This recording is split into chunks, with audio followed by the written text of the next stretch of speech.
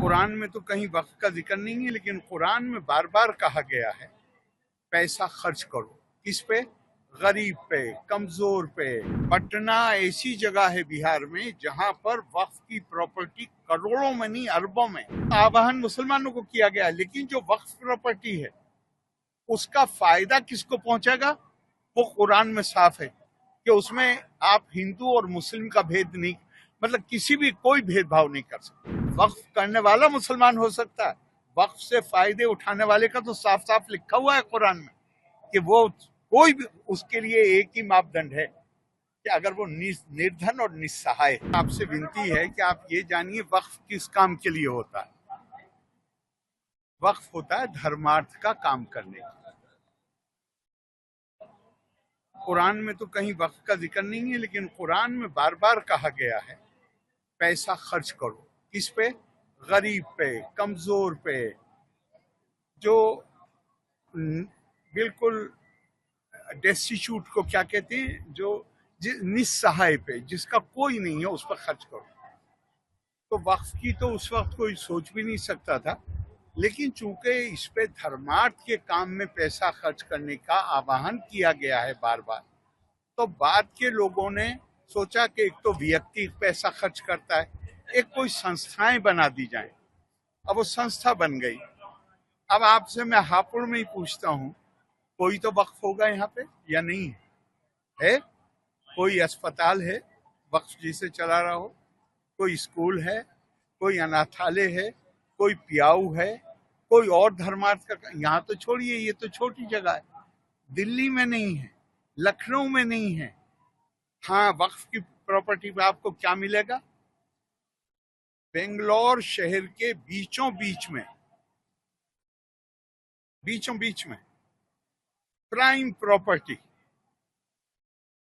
बहुत थोड़े से किराए पे आईटीसी को लीज पे 99 साल की दे दी होटल चलाने।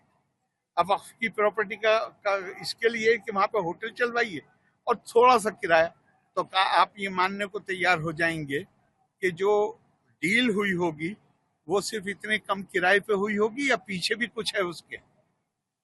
पटना ऐसी जगह है बिहार में जहां पर वक्फ की प्रॉपर्टी करोड़ों में नहीं अरबों में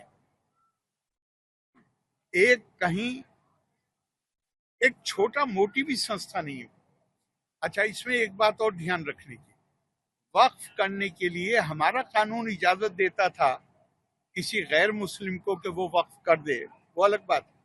लेकिन जो आवाहन किया गया है वो मुसलमानों से किया गया है कि भाई अपनी प्रॉपर्टी को गरीब आदमी पे, अपने पैसे को गरीब आदमी पे खर्च करो।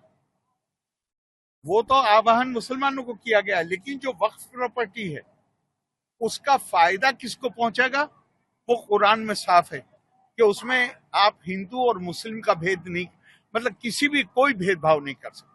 कोई भी गरीब है, किसी भी मत का मानने वाला हो, तो एक तरह से जो नॉन मुस्लिम गरीब है वो भी स्टेक होल्डर है। और मैं पढ़ दूं, आप कहें तो कुरान की आयत, इन्नमस सदकातु लिल फुकराए वल मसाकीन। जब पहले मामले में एक यहूदी को पैसा दिलवाया गया तो लोगों ने एतराज किया, और शायद कुरान को ये अंदाज, मतलब कुरान में ये संभावना को शायद ध्यान में रखा गया, एतराज किया कि आप गैर मुस्लिम को कैसे दिलवा सकते हैं पैसा। उन्होंने कहा गौर से पढ़ो, यह है कि फकीर मुस्लिम निर्धन के लिए है और मिस्कीन गैर मुस्लिम निर्धन के लिए। तो अब मैं मानिए मैं नॉन मुस्लिम, मैं नहीं हूं मुस्लिम और गरीब हूं, तो मेरा अधिकार है वक्फ की प्रॉपर्टी। वक्फ करने वाला मुसलमान हो सकता है, वक्फ से फायदे उठाने वाले का तो साफ साफ लिखा हुआ है कुरान में कि वो कोई भी उसके लिए एक ही मापदंड है कि अगर वो निर्धन और निस्सहाय तो उसका अधिकार। अब अगर जब आप मानिए कोई भी संस्था हो, आपका उद्देश्य है कि उद्देश्य होता है किसी भी से, अगर आप अपने उद्देश्य के प्रति कोई वफादारी ही नहीं है और आप उस उद्देश्य को पूरा करने के लिए कोई काम ही नहीं कर रहे, तो सरकार की जिम्मेदारी नहीं है कि करोड़ों अरबों की जो ये प्रॉपर्टी है जिसका दुरुपयोग हो रहा है, सरकार पहल करे और इसको सुनिश्चित करे कि ये दुरुपयोग बंद हो और इसका लाभ उनको पहुंचे जिनका हक है कि उनको ये लाभ पहुंचना चाहिए।